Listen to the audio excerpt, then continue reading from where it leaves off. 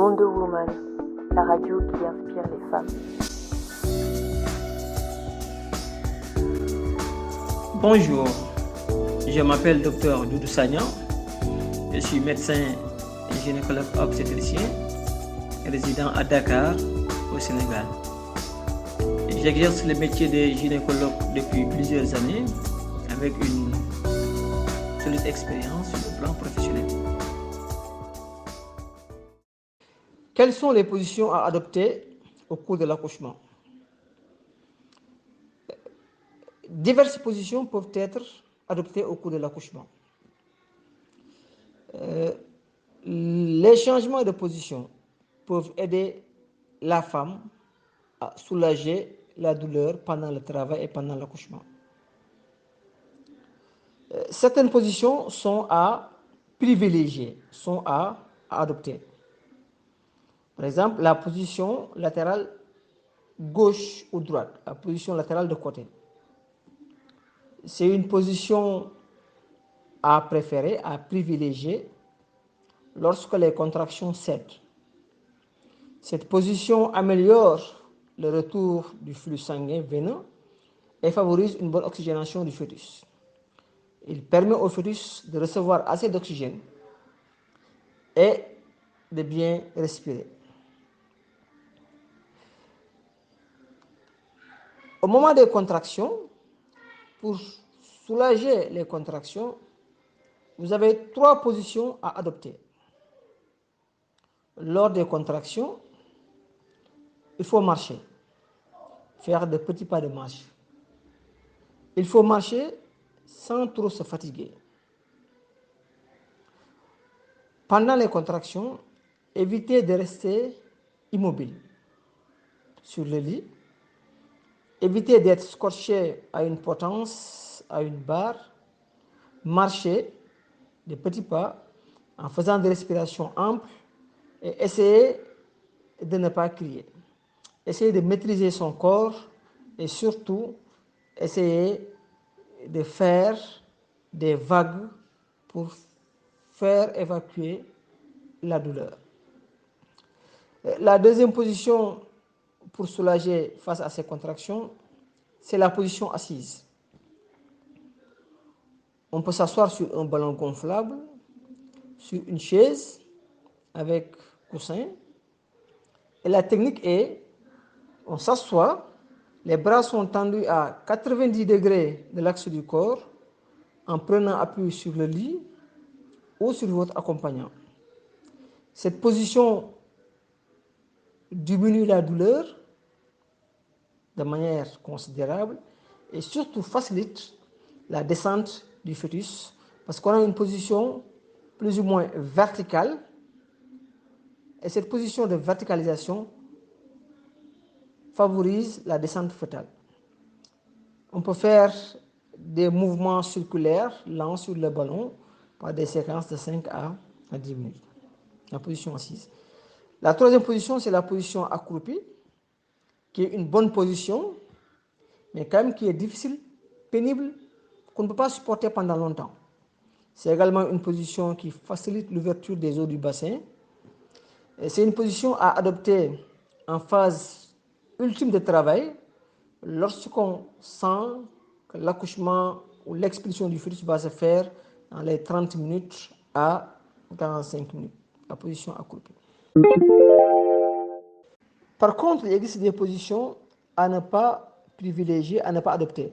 Parmi ces positions-là, vous avez la position dorsale prolongée ou position décubitus dorsal, qui consiste à se coucher sur le dos. Cette position est à éviter car c'est une position qui va comprimer les gros vaisseaux, notamment la veine cave inférieure, et va empêcher le retour veineux. Donc, il diminue l'oxygénation du fœtus et c'est une position qui augmente la douleur. Donc, au moment de la douleur, n'ayez pas la position dorsale prolongée. Quelles sont les caractéristiques des contractions utérines? Comme nous l'avons dit, les contractions utérines ont 2 rôles. Le premier rôle, c'est de propulser le fœtus hors de l'utérus. Et le deuxième rôle, c'est de faciliter la dilatation du col. Les contractions utérines résultent des contractions du muscle utérin et ces contractions utérines se manifestent souvent par des douleurs qui sont souvent intenses et ces douleurs-là sont indispensables à un accouchement par voie basse. Les contractions utérines vont se diviser en deux phases.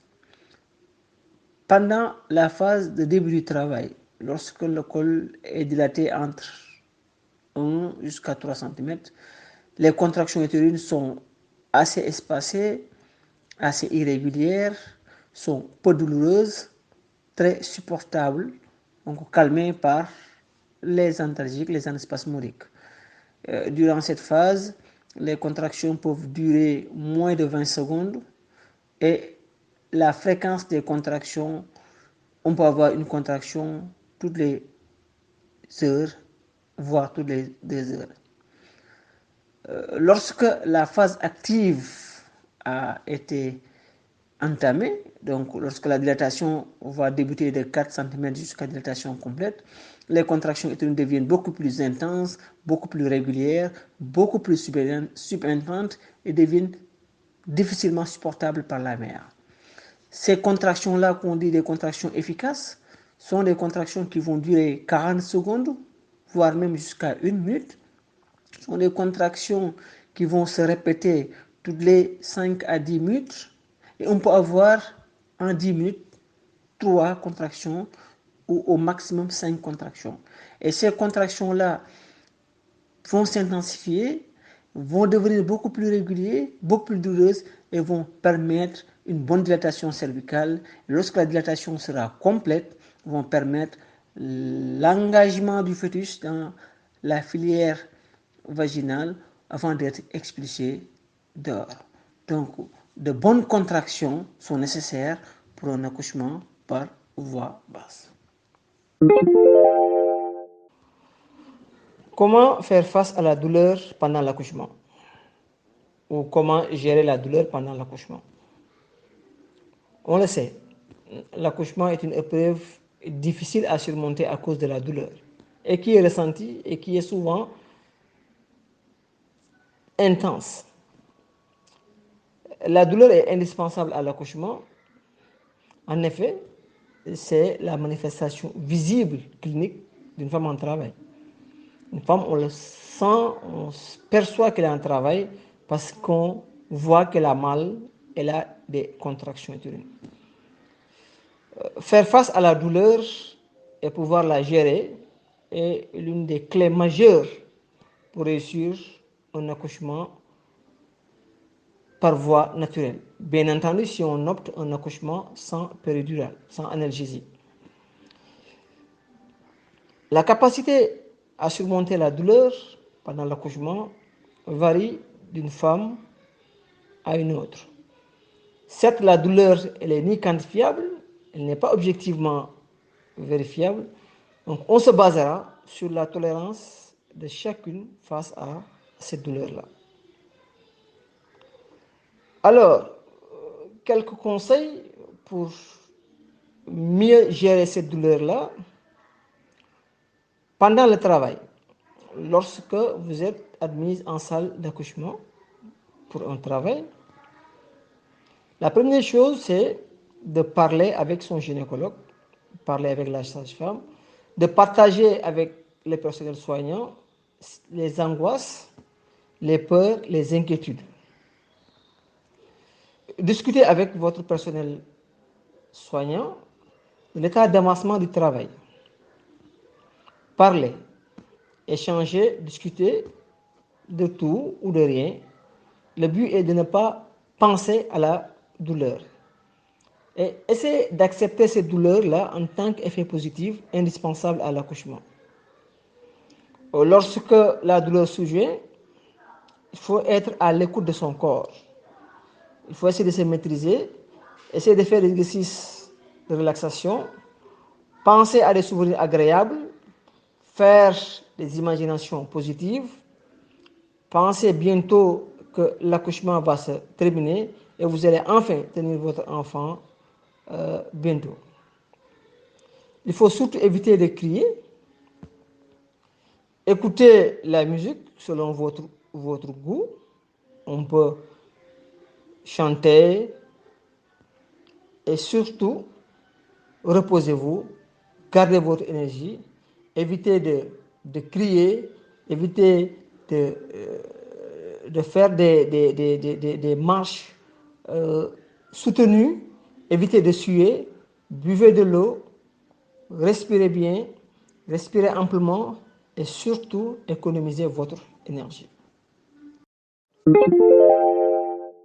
Et il existe certains facteurs qui augmentent la douleur pendant l'accouchement. Parmi ces facteurs, on peut citer la peur, donc l'angoisse que l'on vit en salle d'accouchement, le stress, le froid, le bruit, la lumière vive. Donc en salle d'accouchement, mais en salle de travail, essayez d'avoir un environnement calme, un environnement tamisé, un environnement où il y aura moins de bruit, moins de conversation, moins de va-et-vient. Le fait de se sentir observé, la solitude et surtout le manque de soutien affectif. Au cours de l'accouchement, on a besoin d'un soutien affectif le plus total, le plus global possible. Être à côté de quelqu'un qu'on aime, qui vous soutient, qui vous procure du bien, qui vous explique le processus, qui vous réalise des séances de massage, en tout cas qui comprend votre peine, avec qui partager vos angoisses est très important pour faire face à la douleur et pour mieux gérer son accouchement. Essayez d'avoir un environnement où l'intimité sera respectée, ce qui va permettre de diminuer la douleur et va favoriser une bonne relaxation, donc une bonne maîtrise de la douleur.